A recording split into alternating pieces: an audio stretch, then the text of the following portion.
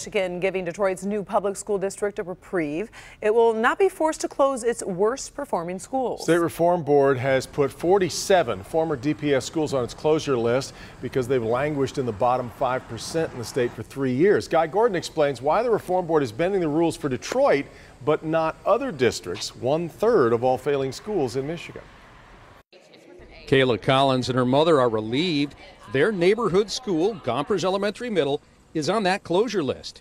But Kayla's thriving here, and this reprieve means she can stay. I'm just happy that it's still open so I can still make sure I can at least reach out for those opportunities and grab them and take them as long as I can. District leaders say this action is justified. They've already seen improvement from academic reforms. Principals are now instructional leaders, not just building managers. A new system will target chronically absent students for intervention. And because debt is now fully eliminated, an estimated $1,100 more per pupil should go towards instruction. Reinvesting, looking at our grant dollars and making sure that we're investing in teacher professional development, that we're investing in new academic programs, safety and security. And so all of those things play into the learning environment. But charter school officials say Detroit is avoiding accountability and that it's unacceptable to allow any student in Michigan to languish in a school that has been chronically failing for years. But Gompers is in the Brightmoor neighborhood, one of Detroit's most challenged. Leaders say closing this school would leave an unfillable hole in this community. Without it, this community would have slid off the map. It would be gone because this building is an anchor.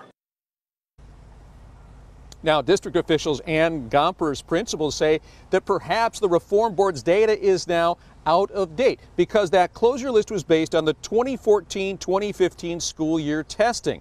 The reforms have been implemented since then, and that in 2015 through 16, Gompers was the most improved school in the system when it came to closing the achievement gap.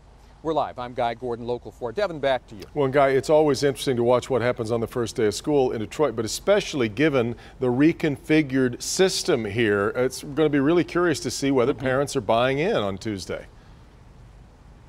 Well, of course, we had some, I think, carefully chosen parents weighing in today. They're excited for the new school year. The more important thing is whether they show up, because remember, funding is still based on attendance. They have forecast a 1.2% decline. They've been conservative about their budget.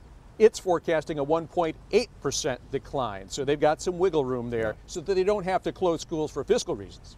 Critical matter ahead. We'll be watching 4 or 5 days hence. All right, Guy.